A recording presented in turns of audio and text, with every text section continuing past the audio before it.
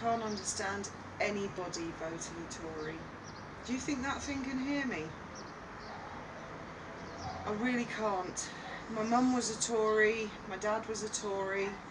I know my dad was a Daily Express reader because I used to colour the man with the shield and the sword. When I was little, I'd ask him when he'd finished with his newspaper so I could colour him in. And I didn't recognise that until I was about 45, and then I thought, holy shit, my dad must have been an Express reader. I don't know if the Daily Express were kind of like they are now. Never really knew much about what newspapers were doing. And my mum and dad were really lovely people, don't get me wrong, but at the breakfast table I would hear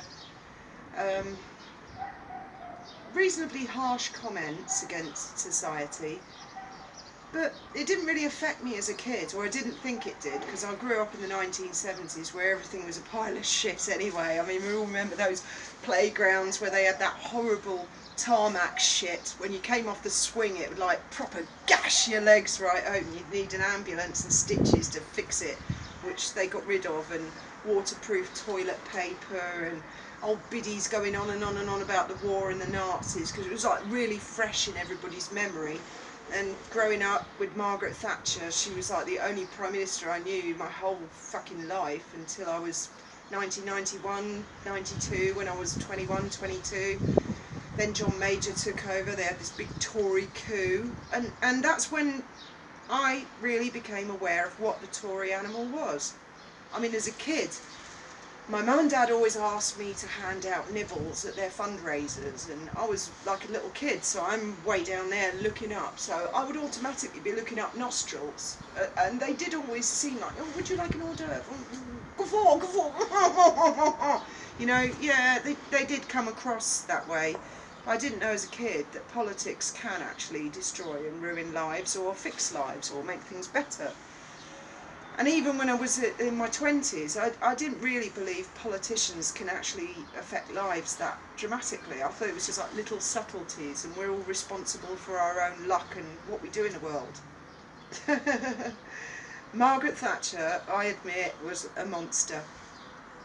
As a kid, I seen the miners with like blood down there being beat, the shit being beaten out of them by police, and all the crappy things that happened. And I remember as a kid going, oh, it's worse than Doctor Who. But the real horror came when I finally moved out from my mum and dad, and I had a flat of my own, and Maggie was in charge initially. She just won the last election. I think she won 3 elections in a row, and just after she won the 3rd one, these different monsters came forward, and they ousted her. And I remember thinking at the time, that's kind of weird, because she won the election, not you guys. Who are you grey guys in suits? But they voted her out, and everybody cheered, yeah, Maggie's leaving number 10. And this other grey guy, John Major, took over, and I've got a flat, and I've got a mortgage, and I got damn near starved to death under that regime. Now, I'm not saying John Major's not a nice guy. I've seen him since, and I do believe he's honest John, he's a nice guy, but he had some real nasty reptiles in the background. He had Michael Howard, Peter Lilly, particularly, is a horrible reptile. John Redwood. There was this woman called Teresa something. She was a proper shit stirrer. She was awful. I can't remember the second name. Theresa Gorman. That's it, Theresa Gorman. She was horrible. And when the Tory landslide happened, they totally deserved it. And John Major was such a nice guy, he could not control these reptiles. And what they did, and Norman Lamont, he was the Chancellor at the time, and they had Black Wednesday, and they had to leave the ECB, the European Central Bank, and they shot interest rates up, and my mortgage doubled overnight, and I had no money.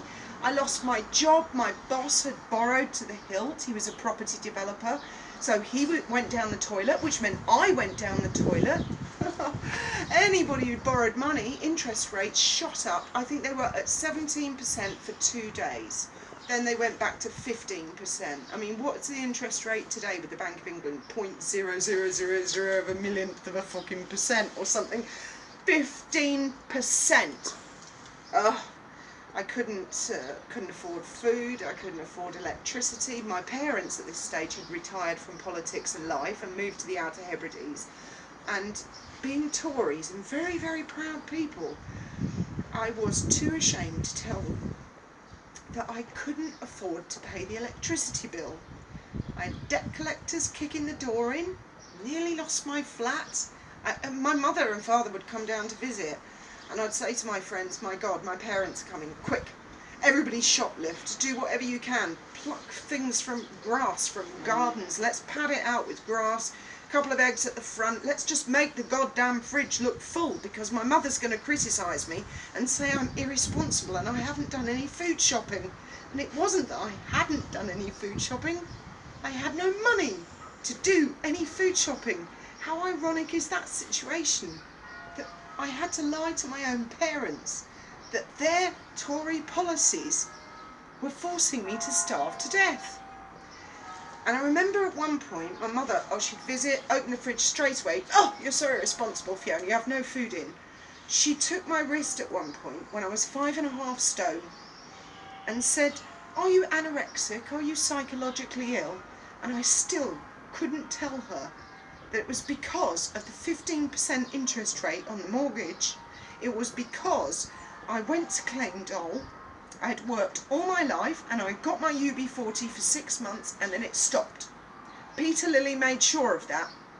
I went for income support, as they called it in those days, and they told me the form is too big, I wouldn't bother applying, and I believed them, and I near starved to death for 6 months. And then have my own mother ask me, are you anorexic? Are you psychologically ill? Is there something wrong with you that you can't fill the fridge? And I hid it all from her. How ironic is that? That the policies of my own parents nearly made me starve to death in Britain, in Brighton. I'm born and bred British. That's what Tories do. Anyway, it all changed. Labour won. There was a Tory landslide. Thank God for that. Thank you, God. Labour landslide. Finally. Labour landslide. Yeah, Blair won. Everyone blames Blair for the Iraq war, right? Horse shit, people. Let me remind you that it was the Twin Towers and it was George Bush who was a Republican equivalent of an extreme conservative. That's what the Iraq war was about. Why the fuck is it always Tony Blair takes the blame for all that shit? Right? People who are not old enough to remember probably all that, oh Blair, Blair, Blair, Blair's the warmonger. Of course David Cameron isn't with Syria or any other fucking Prime Minister. Suddenly, overnight, after going from a child to being in my 20s, not knowing anything other than Thatcher, Major, and these weirdos that Major had to try and control under him, Labour arrived and it really was as if life changed overnight. Everything, it was like, we can breathe. Normality has arrived. Whatever people who are Corbynites, for example, think of Blair, normality arrived. Something normal started to happen. Normal life resumed. Property prices went up. I mean, fuck me, there were, when I bought my flat, it was worth 45,000. By the time the Tories had finished, it was worth 19 grand. If I was lucky, I was saddled with the fucker for 10 years. I was stuck in negative equity, starving to death, until I could finally sell it and escape. That's what Tories do. I don't understand people voting for Tory. You'd only vote for Tory if you're a multi-millionaire, and even then you'd have to be a retard, because you'd lose a few million on their taxes. Everything changed. And then another thing that people forget is it wasn't just Tony Blair. Tony Blair won many elections like Thatcher, and then he handed over to Gordon Brown, and Gordon Brown was in charge for a long time, and everything was great, and it was kind of like one of these societies where nobody's actually got anything real to cry about. And you know what they say to kids? You got nothing real to cry about, I'll give you something to cry about. And they ousted Labour and they voted the bastard Tories back in.